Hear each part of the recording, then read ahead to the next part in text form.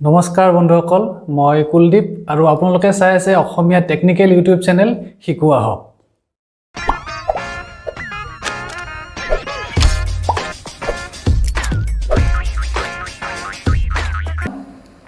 To create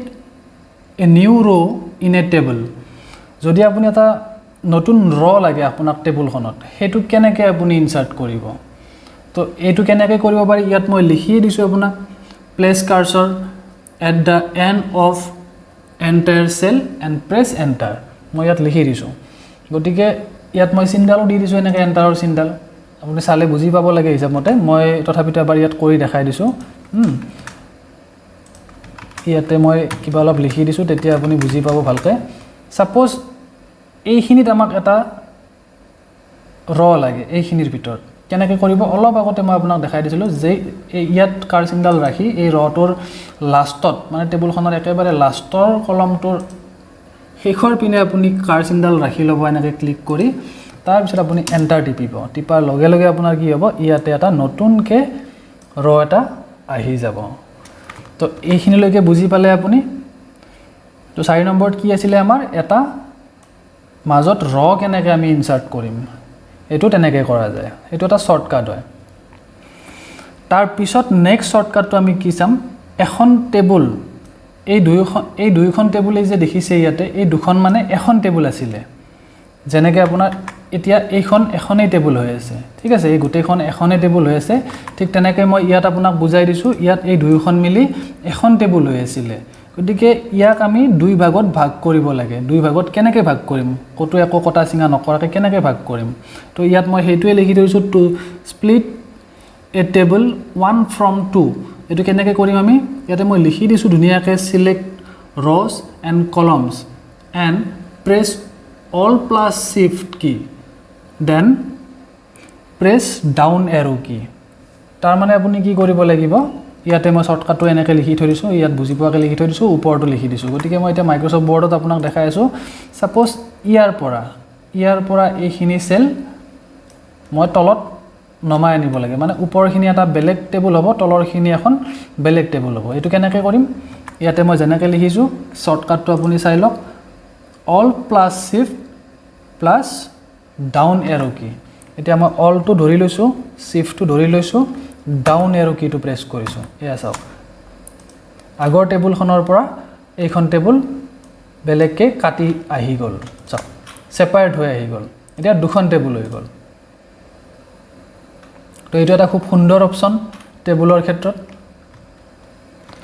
ইমানখিনি লৈকে হৈ গল এটো আপুনি প্ৰেক্টিস কৰিব নিজে পাৰিব তাৰ পিছত নেক্সট আমি কি শিকিম সাপোজ আপোনাৰ এইখন এখন টেবুল আছিল ইয়াৰ পৰা আপুনি এই মই যে এইমাত্ৰ দেখালো আপোনাক ইয়াৰ পৰা এনেকৈ ভাগ কৰি আমি লৈ আহিলো এটা পাৰ্ট আমি বেলেগ কৈ লৈ আহিলো সাপোজ ইয়াতে আপোনাৰ আকৌ এইটো সাপোজ আপোনাক এই সেলটো আপোনাক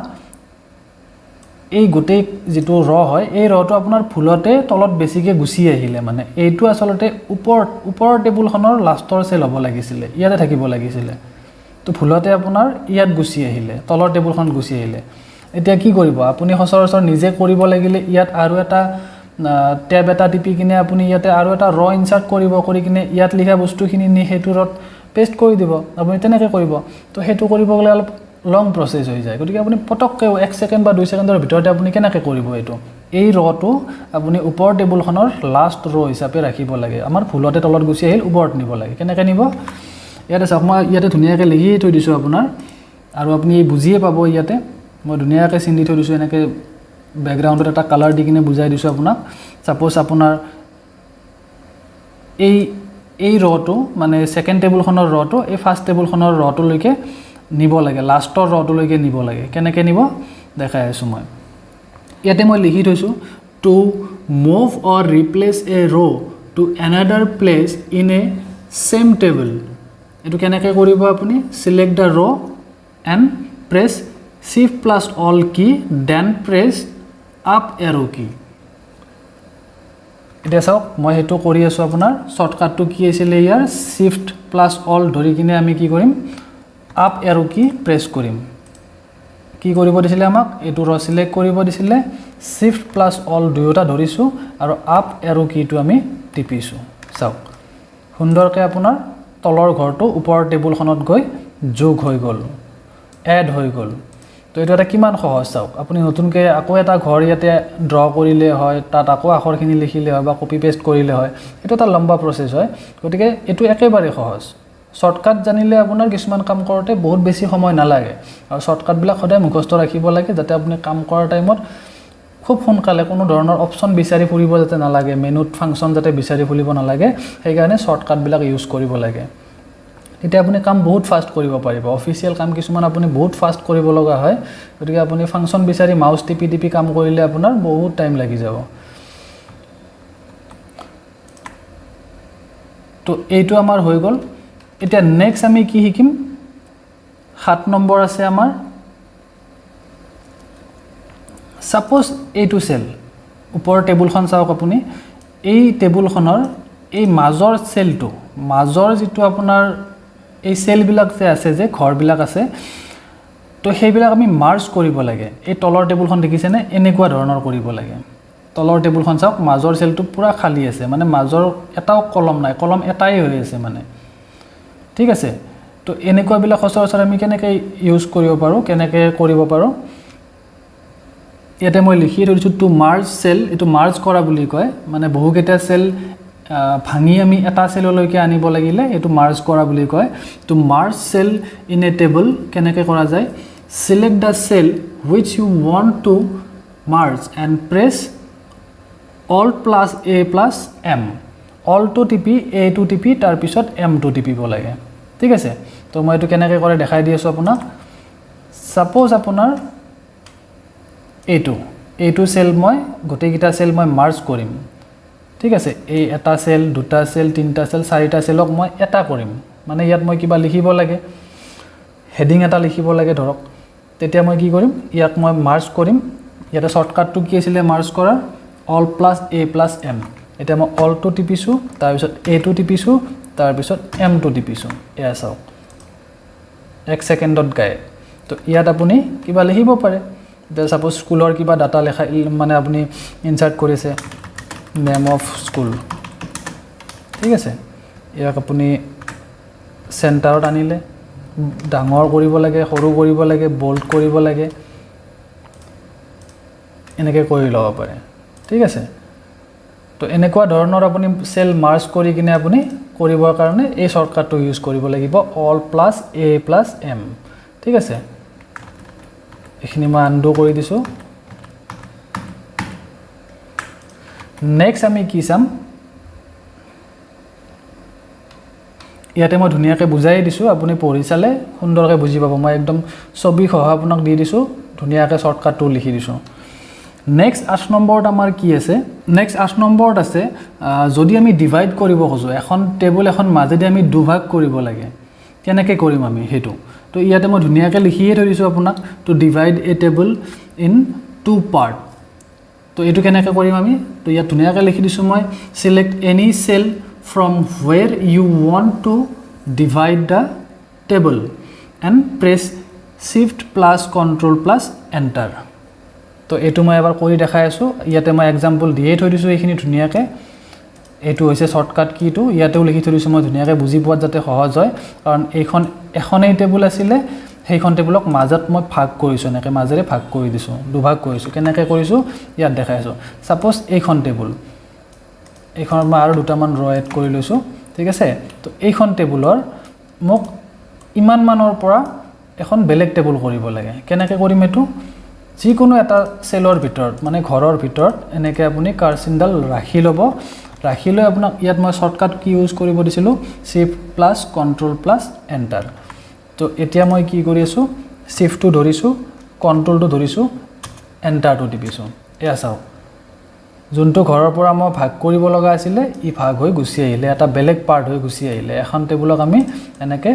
দুই খণ্ডত ভাগ কৰিব পাৰো ওপৰত এটা খণ্ড হৈ থাকিলে তলত এটা খণ্ড হৈ থাকিলে যোনখিনি ঠাইত লাগে এতিয়া আপুনি ইয়াতো আপুনি ভাগ কৰিব পাৰে সাপোজ ইয়াৰ পৰা আপোনাক লাগে শিফট কন্ট্ৰোল এন্টাৰ ইয়াৰ পৰা আপোনাক লাগে শিফট কন্ট্ৰোল এন্টাৰ চাওক যিমানখন টেবুল আপুনি ভাগ কৰিব বিচাৰে এনেকৈ ভাগ কৰিব পাৰে এইটো অতি সহজ আৰু সুন্দৰ ট্ৰিক্স তো নেক্সট তাৰ পিছত কি আছে আমাৰ 9 নম্বৰ অপচনটো 9 নম্বৰ অপচনটোত আমি কি কৰিম if a table divided in two part by mistake যদি আমাৰ এখন টেবল ভুলতে দুই ভাগ কৰা গৈছে মানে এইখন এখন টেবল আছিল আপুনি ফাৰ্স্ট বুজি লওক এইখন এখনেই টেবল আছিল ইয়াক আমাৰ ভুলতে দুভাগ কৰা গ'ল after you want to move and attach a row in the above table মানে এই যেটো সেল আছে এই যেটো আপোনাৰ ৰ আছে এই সেল কেটা যে আছে ৰটো এইটো আপোনাৰ ভুলতে তলত নামি গুছি আহিলে ইয়াক কিন্তু লাগে আমাক সেই ওপৰতে লাগে এইখনৰ একেবাৰে তলত লাগি থাকিব লাগে ইয়াত এক্সাম্পল দেখাই দিছো মই এয়া চাওক ওপৰত থাকিব লাগিছিলে ফুলত তলত গুছি আহিলে মানে এই তলৰটোত গুছি আহিলে তলৰ টেবুলখনলৈকে গুছি আহিলে এয়া চাওক এইখনলৈকে গুছি আহিলে তো এই লাইনটো আমাক কোড লাগে ওপৰত লাগে ইয়াতে লাগে তো তাক আমি কেনেকৈ কৰিম হেতু কৰিবৰ কাৰণে ইয়াত লিখাই আছে সিলেক্ট দা ৰ and press shift control plus upper arrow key shift control ধৰি শিফট আৰু অল্টাৰ ধৰি আপাৰ এৰো কিটো প্ৰেছ কৰিব লাগিব মই এটা দেখাই আছো আপোনাক ইয়াতে অকমান কিবা লিখি ল'ব লাগিব তেতিয়া ভাল হ'ব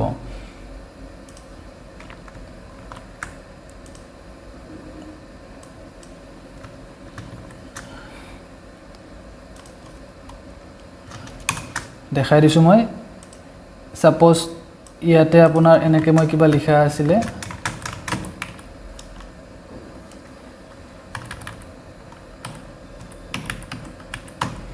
এনেকে কিবা লিখা আছিল এনে एग्जांपल হিচাপে দিছো আৰু মই বস্তুটো তো এই ৰটো আমাৰ ফুলতে তলত গুছি আহিল ভাগ কৰতে এইখন টেবুলৰ পৰা ভাগ হৈ তলত গুছি আহিল গতিকে এইটো আমি ওপৰত লগ লগাব লাগে কেনেকৈ লগ লগাব এটো এনেকৈ তলত গুছি আহিলে ধৰক ইয়াক সিলেক্ট কৰক প্ৰথমতে এনেকৈ সিলেক্ট কৰি আপুনি কি কৰিব দিছে shift plus alter plus up arrow কি এতিয়া মই শিফট ধৰিম অল্টাৰটো ধৰিম তাৰপিছত আপ এৰো কি ইয়াক উঠাই লৈ যায় ওপৰখনত যোগ কৰি দিম এইটো ফুলতে আহি যোৱা বস্তুটো ওপৰত যদি যোগ কৰিব লাগে তেনেকৈ কৰা যায় ইয়াৰ পৰা এইটো কাটি গৈ ওপৰত লগ লাগি গল তো এইবাৰ আমি কি কৰিম 10 নম্বৰত আমি কি শিকিম ৰ এটা কেনেকৈ ডিলিট কৰা যায় সাপোজ এই তিনিটা ঘৰৰ এনেকৈ টেবুল এখন আছে ইয়াতে তিনিডাল ৰ আছে সাপোজ আপোনাক মাজৰ ৰডাল বেছি হৈছে এডাল আপুনি ডিলিট কৰিব লাগে এই ৰডাল আপুনি ডিলিট কৰিব লাগে মাজৰডাল হেতু কেনেকৈ কৰিব তো হেতুৰ কাৰণে আমি ইয়াত লিখি থৈ দিছো টু ডিলিট এ ৰ কি কৰিব লাগে সিলেক্ট দা ৰ which you want to delete then right click on the selection area after that click on delete cell click কৰিব লাগিব delete cell বুলি এটা অপচন আহিব delete cell অপচন ক্লিক কৰিব লাগিব তাৰ পিছত আপোনাৰ delete entire row বুলি এটা অপচন আহিব তাত ক্লিক কৰিব লাগিব সো এটো মই কেনেকৈ কৰে দেখাই আছো এটা সাপোজ এইটো ৰ এই ৰটো আমাক নালাগে আমি ইয়াক ডিলিট কৰি দিম কেনেকৈ কৰিম মই কৈছো ইয়াতে সিলেক্ট কৰিব লাগে ৰাইট ক্লিক কৰি ফাৰ্স্ট সিলেক্ট কৰিলো তাৰ পিছত ৰাইট ক্লিক কৰিলো ৰাইট ক্লিক কৰাৰ পিছত ইয়াতে ডিলিট সেল বুলি এটা অপচন আছে এইটোত ক্লিক কৰিলো এইটোত ক্লিক কৰাৰ পিছত ইয়াতে আপুনি অপচন পাব এয়া চাওক ডিলিট এন্টায়াৰ ৰ এইটো ক্লিক কৰিব লাগিব ডিলিট এন্টায়াৰ ৰ তাৰ পিছত ওকে প্ৰেছ কৰি দিয়ক চাওক সেই ৰটো আপোনাৰ গুছি গল নোহোৱা হৈ গল সেই ৰটো মানে ডিলিট হৈ গল নেক্সট চাম আমি 11 নম্বৰত কি আছে আপোনাৰ কলম এটা কেনেকৈ ডিলিট কৰিব পাৰি তো তাৰো শৰ্টকাটটো আমি কেনেকৈ কৰিব পাৰি ইয়াত লিখি থোৱা আছে এটো একচুয়ালি শৰ্টকাট নহয় এটা মেথড হয় কেনেকৈ আপুনি কলমটো ডিলিট কৰিব তো হেতুৰ কাৰণে কি কৰিব লাগিব আপুনি ইয়াত লিখি থৈ দিছো মই এসক মই সাপোজ এইটো কলম মই আপোনাক ডিলিট কৰি দেখাই আছো সেম প্ৰসেস ৰ যেনেকৈ ডিলিট কৰিছিলে তো কলমও তেনেকৈ ডিলিট কৰিবৰ কাৰণে ইয়াতে ডিলিট কলমস বুলি আছে চাওক অপচনটো ডাইৰেক্ট ওপৰতে পাই যাব ক্লিক কৰি দিয়ক কলমটো ডিলিট হৈ গল এনেকৈ যিকোনো এটা কলম আপুনি ডিলিট কৰিব পাৰে আৰু ৰটো কেনেকৈ ডিলিট কৰিব পাৰে মই আপোনাক দেখালো নেক্সট কি আমি টেক্সট ডাইৰেকশনটো কেনেকৈ কৰা যায় টেক্সট ডাইৰেকশন মানে হৈছে আপোনাৰ এই টেবুলখন চাওক আপুনি লক্ষ্য কৰক এই গোটেই টেবুলখন এই আখৰবিলাক চিধা চিধিকৈ আছে ABCDEFG যত যি আছে সব চিধাকৈ আছে কিন্তু আপুনি এটা কথা মন কৰক এই আখৰকেইটা কিন্তু একেবাৰে লেফট সাইডৰ প্ৰথম যেটো কলমত আখৰখিনি আছে সেইখিনি কিন্তু একেবাৰে থিয়কৈ আছে ওপৰ ফালে আছে মানে তলৰ পৰা ওপৰলৈকে লিখা গৈ আছে হেতু কেনেকৈ কৰিব পাৰি আৰু হেতু টেক্সট ডাইৰেকশন বুলি কোৱা যায় তো হেতু কৰিবৰ কাৰণে আপুনি ইয়াত কি কৰিব লাগিব মই লিখি থৈছো select the text which you want to rotate then right click on the selected text after that click on text direction option to text direction option কৰাৰ লগে লগে আপোনাৰ এইখন ডায়লগ বক্স আহিব তো এটো কেনেকৈ কৰিব পাৰি মই আপোনাক এবাৰ দেখাই আছো সাপোজ আপুনি এটো মাৰ্জ কৰি লওঁ এই সেলটোত আমি তলৰ পৰা ওপৰলৈকে আখৰখিনি লিখিম এতিয়া জাস্ট এনে লিখি থৈছো ইয়াতে